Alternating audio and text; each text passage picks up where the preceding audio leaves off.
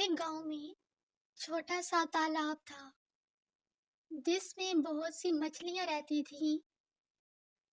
एक मछली जिसका रंग नीला था, उसकी वजह से उसका नाम नीली मछली पड़ गया।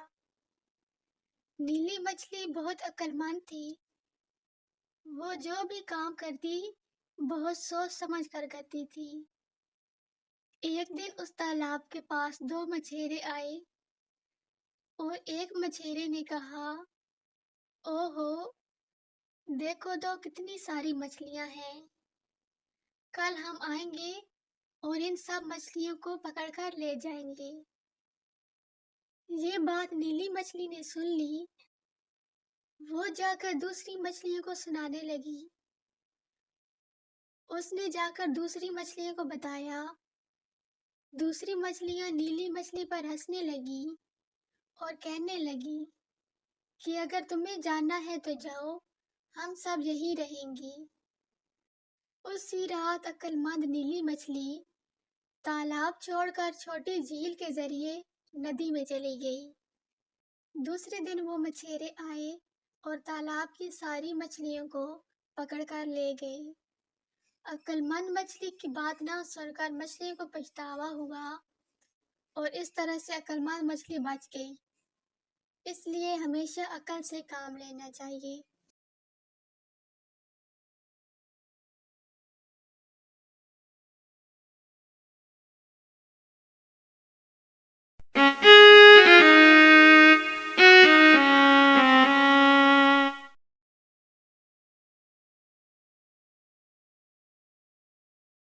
एक गांव में छोटा सा तालाब था जिसमें बहुत सी मछलियां रहती थीं।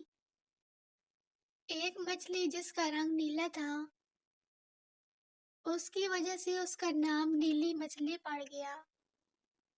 नीली मछली बहुत अक्लमंद थी। वो जो भी काम करती बहुत सोच समझ कर करती थी।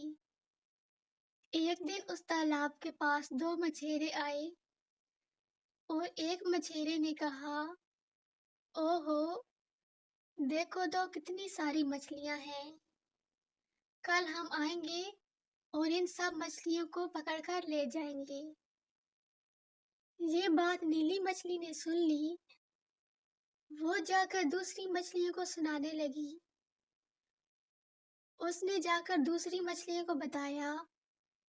दूसरी मछलियां नीली मछली पर हंसने लगी और कहने लगी कि अगर तुम्हें जाना है तो जाओ, हम सब यहीं रहेंगे।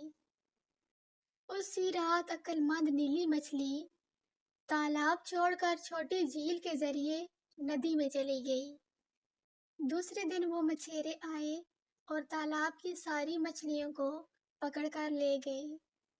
अक्लमंद मछली की बात ना सुनकर मछलियों को पछतावा हुआ और इस तरह से अक्लमंद मछली बच गई। इसलिए हमेशा अक्ल से काम लेना चाहिए।